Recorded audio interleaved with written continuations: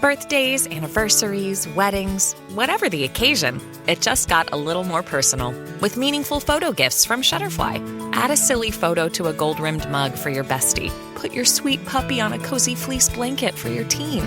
Gift your husband a desktop plaque featuring all the kids. Enjoy 40% off orders over $29 with code POD40 at Shutterfly.com and make something that means something. Okay.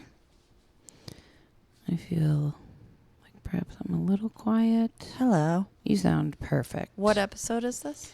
This is episode 63. Cool.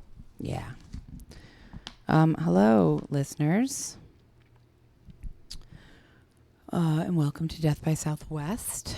Today, we have a murder story for you that takes place in the quiet town of Safford, Arizona, where the shocking murder of Matthew Meisner in 2020 tore through the community like a desert storm. In this episode, we'll unravel the chilling details behind the crime, including the many secrets that were buried as deep as the copper mines surrounding this seemingly peaceful town. Safford, not far from here. I mean, not close, but northeast, right? 3 hours north about. Yeah. I actually didn't realize that. I thought Safford was south of us for some reason. Oh, no, it's kind of northeast. There's a lot of trains that go through there, and maybe I want to say mining town. It is a mining town, yeah. I'm going to tell you briefly about Safford in a little bit, but, you know, we've nixed the like deep dive sense of place and just going to give you some basics. But before we get to that, I thought we would just catch up. I was just telling Jenna, I recorded with Mark yesterday. And I had all these like things at the beginning of the episode that I wanted to talk about with Jenna, but I tried to talk about them with Mark and it ended up being only like 9 minutes long. So I put that out as the bonus episode today, but there wasn't much to talk about. But I did get his take on, remember we were watching Vanderpump the last time we recorded and Stassi's murder plan? Yeah. And I wrote it down because I don't know what I wanted us to talk about it, but I guess I had it down. But I told Mark, I was like, so what do you think about it?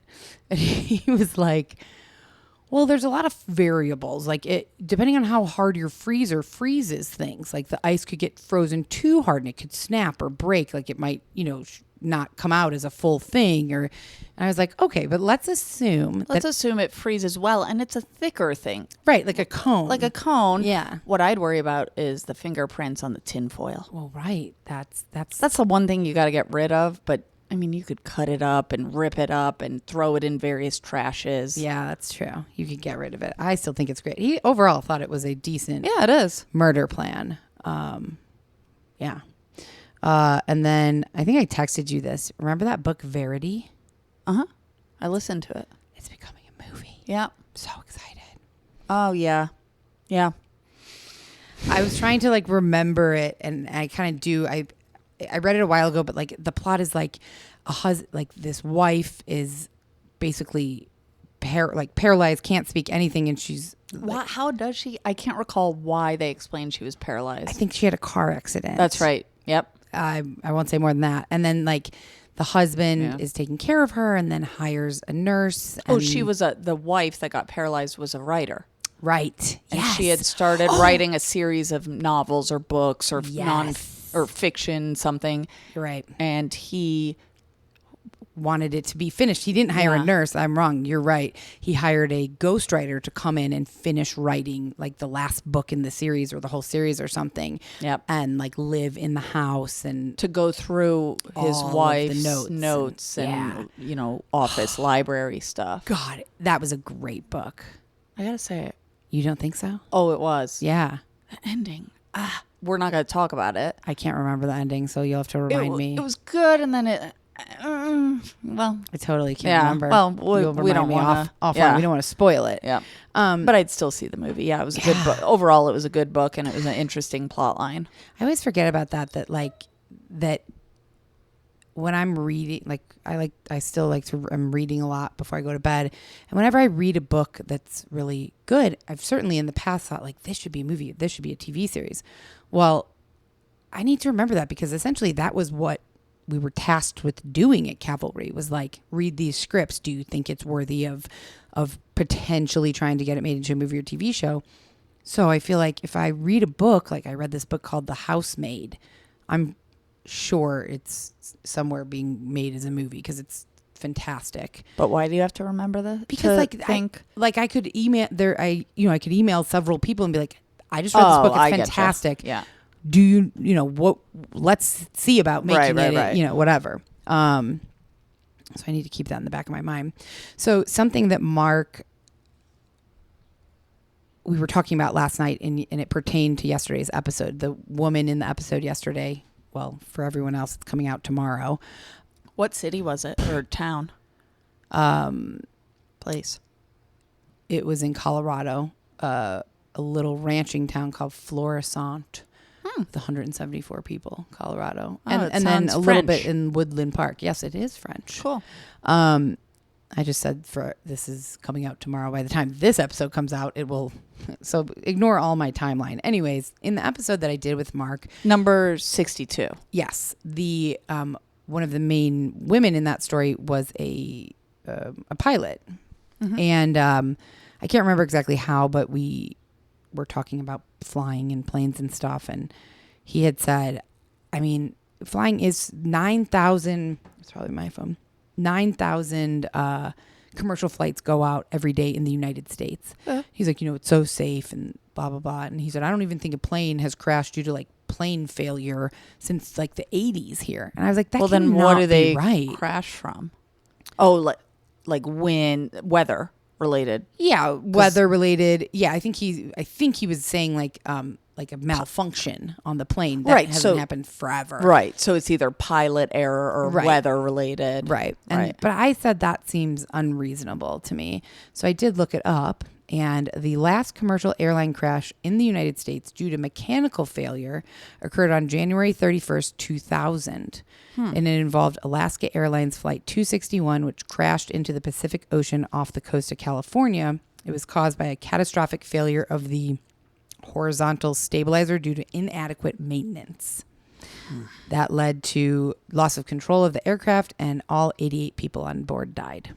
Alaska's taken a tough go lately. Oh, really? Am I missing something else? I'm sure there's actually more, but 2 months ago, the door flew off. Oh, yeah. I did. I don't mean to laugh. That's not funny. No, I don't think anyone died. I saw like a lot of videos of people recreating that. Like, oh, no big deal. I'm just sitting on an airline. The door just flew off. And like, I think everyone was fine. I think so. I can't really recall. Ugh. Interesting. That's bad. Oh, gosh. Yeah. So what could it be? Plane mechanical failure, pilot error, or weather related. Yeah. Or once in a blue moon, perhaps it's like something a passenger brought on board. And I don't mean like terrorism or like gun shit, but like something that's set on fire. Sure. Yeah. Oh, don't smoke your e-cigs in the plane. Also, don't do that, because if they catch you, you'll be on a no-fly list. Yeah. Oh, my gosh. Yeah. Terrible. Apparently. I don't know. Well, this is not a plane, but it's a helicopter. We were watching The Last Dance, a little bit of it. We were on like the sports docuseries yesterday, and I kept asking, because we were watching some older sports docuseries, and I kept asking Michael, like, is that person still alive, or is that person still alive? Whoever they were. Sure. And then, of course, in The Last Dance about the Bulls, something Kobe Bryant popped up. Yeah. And I was just like in a mode, like I wasn't really thinking, and I just asked, like, haha, is Kobe Bryant still alive? And then I was like, oh my God. Oh, no. I mean, I knew that, but like, that's crazy though. It is. It's one of the, not even, yes, he was famous, but I was thinking in a helicopter, took at least 30 seconds. Sure, he was probably terrified out of his mind, but he looked next to him, and his like 10, 11, 12, 13-year-old daughter was right there. He knew what was going to happen.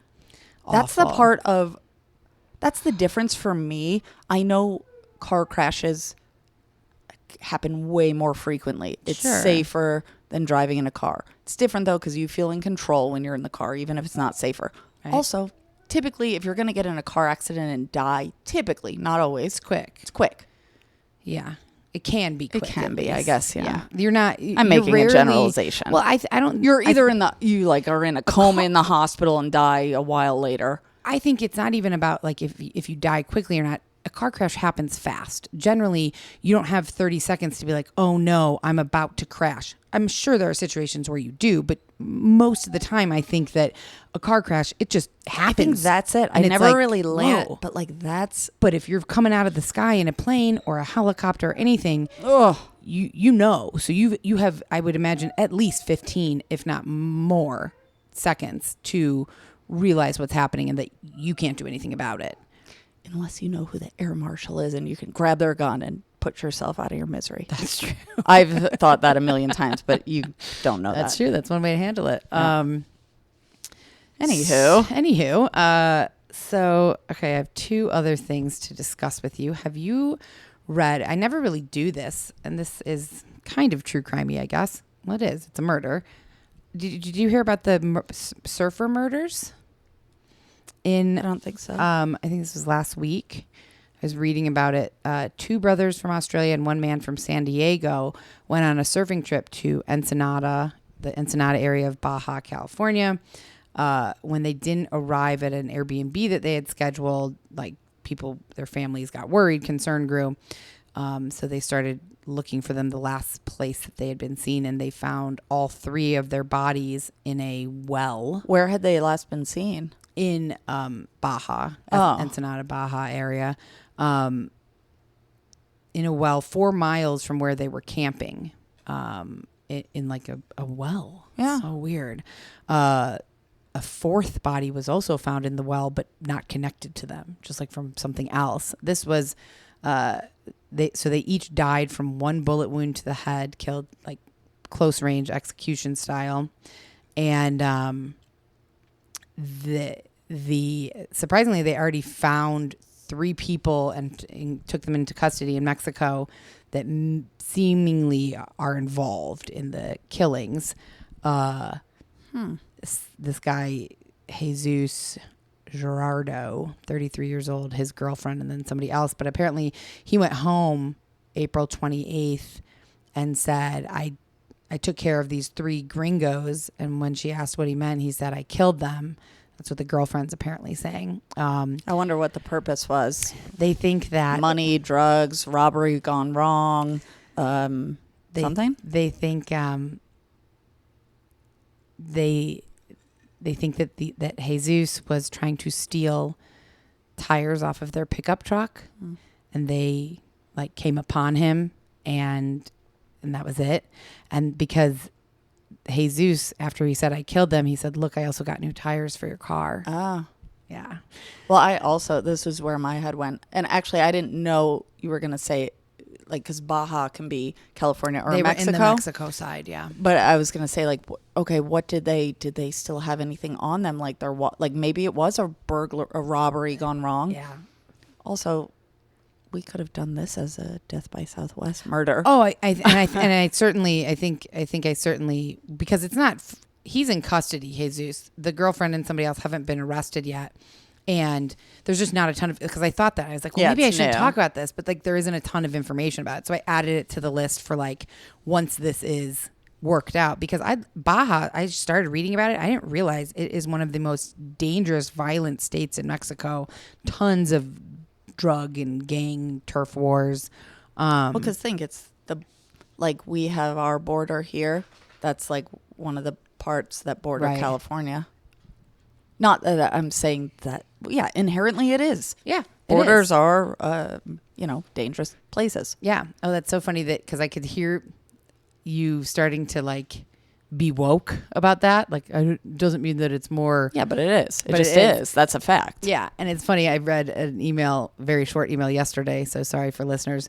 But somebody named Laura wrote in. She said, please stop with the diversity woke. You're going to get a diversity consultant stuff. Yuck. No one listens to you to be educated on that stuff. Just be yourself. What does she mean? Did you say you're going to get a diversity consultant? I had a listener, and I can't remember if I talked about this on an episode I did alone, possibly. I think I did. I had a listener reach out over Instagram and say, like, I've been listening forever. I like the show. And I've heard you guys, kind of like go back and forth about like, Waffle. you want to be, you want to be respectful. You don't want to offend anyone, but you also don't want to be like overly like woke. You want to be able to speak freely. She was a diversity consultant. And she's like, I'm Latinx. I'm LGBTQIA, whatever. I know that saying whatever kind of diminishes that. But see, there you are going woke. And she said, if you guys ever, have any questions about like she had listened to an episode we were talking about like a Mexican grandmother and some kind of, I kind of recall like magical, stuff. Yeah. And I guess I must have been, stumbling over how to correctly refer to some of these things. And so she had just offered. She said, no, that's super nice. Yeah. I also think people don't realize that, like, I do that. I think you do too. Like in real, it's not life. just. Right. It's not just on the podcast. I just do. Yeah. Because I want to care about people, and I don't give that much of a shit if I say the wrong thing. Well, right. Because our intentions are always to make sure and not offend anyone. But it's not something that's like just for the podcast. I would like a diversity consultant, and also then I'd get more in my head probably. Yeah, that's true. But what you said just reminded me of that. But so the other, and this kind of goes along with it. Let me get my phone because I had exchanged messages about 2 weeks ago with somebody on Instagram. Lisa was her name. And she reached out and said, hi, I just wanted to say it's hard to hear some ways you discuss the girls in your podcast. I'm unsure what your stance is with your podcast and with victims, but please keep in mind that some survivors, victims, or surviving family members may hear these episodes. And I said, thank you so much. Could you be, I appreciate the feedback. Would expound? You what does she mean the way we talk about the females? And she says, you're just dealing with minors in a lot of the episodes. Like we do have some where kids are killed. And she said, and the laughter and verbiage that you use, I'll have to go back and I can give you exact examples, but it's a tough one to cover. She was listening to, I think, the two little girls here who were killed here in Tucson. And she said, I'm a survivor of Clements and spent years traveling to Tucson and supporting those families, especially with the Gonzalez family. She said, as a mother and a victim of past crime, I can't imagine losing one of my babies, and I can't imagine being one of the parents and hearing some of the different coverage on these cases. So she says, I, of course, do have this personal connection to this story, and it has opened my eyes more to how we talk about these stories with minor children. And I just, and I wrote back extensively, and I said, thank you. Neither of us are mothers. And I do think that we're always aiming to be respectful. Certainly not. The goal is to never like disrespect or be callous about the victims or what their families have gone through. And also, this is a podcast about murder. So, you and me have talked about this. Like if mom I've said that we've talked about it. Yeah. Right. A million times of like, right. Gosh, there's no way to do it right because the right way to do it, if a victim's family or loved one or friend or loved animal was listening, is to not do it. Right. Yeah. There's no way to do it right, no matter, in my opinion, no matter how respectful, if someone were to talk about my loved one. Yeah. And I also appreciate the feedback. But I agree. Like if somebody was talked about my loved one who had been killed or murdered, and this there's person no way they could do them, it just. Yeah, like I don't want even you if to do it. Like, I think there's no way to do it justice. No. I also I don't know if it's because we're not mothers. I mean, I get kids are more sensitive topics. Well, I think so she is talking specifically about like young kids, but the final thing she said to me is we have to be better on how we share these stories. And I haven't responded to that. But I guess what I would respond, or if she's listening, is to just say, like, I'd love, fine, okay, and tell me in your mind how. I'm not going to do this podcast as like a robot that we don't laugh and have fun with. Well, I think it would be more, and I have no idea what this person is thinking, obviously, but I might think, yes, we do jibber jabber in the beginning, regardless of how long it goes on. Sure. And we talk about lighthearted things. Yeah. I've heard plenty of true crime podcasts that do this similar thing, and some that just get right down to it, tell the facts the best they can. Yeah. We're not like laughing through, I don't think. Maybe there's been times. Of We're not like course. giggling during the tough, real parts of what unfolded. And I also understand though. And even if we are, I'm not like, it's so funny that they were, you know what I mean? Like, that's just ridiculous. But I just think we have a very lighthearted upfront oftentimes. Yes, and then it gets into serious a stuff. real thing. Yeah. Yeah. Yeah. I agree. And also, I don't think we're going to change that. No, I do feel like, I won't say all the time, but a good majority of the time we are highly respectful in how we talk about the victims and their families. I would say all the time to the best of my ability, and I'm sure to yours when we actually are. But I'm just saying the part that has nothing to do with what happened, like before, I think probably like can maybe and that, put people off. But that's why I also think it's good that this whole beginning part becomes Monday's episode, so it's kind of separate from the actual murder story. You know, yeah, I guess with that's a good way to end this little intro, which is 20 minutes. I think that's fair. Do you want me to put the time down? Yeah, sure. What is it? 20:51. So I'm going to cut this and put this out as the bonus episode. So we will say goodbye and thank you for listening. And please tune in tomorrow for our episode that takes place in Safford, Arizona. Hug your loved ones. Bye, guys. Bye-bye. Death by Southwest is hosted by Jenna Schneider and Margot Carmichael. Executive produced by Margot Carmichael. Produced by Jenna Schneider. Audio editing and sound design by Margot Carmichael. Music by Soundstripe. And a special thanks to Edward R. Murrow for letting us borrow his famous sign-off phrase, good night and good luck.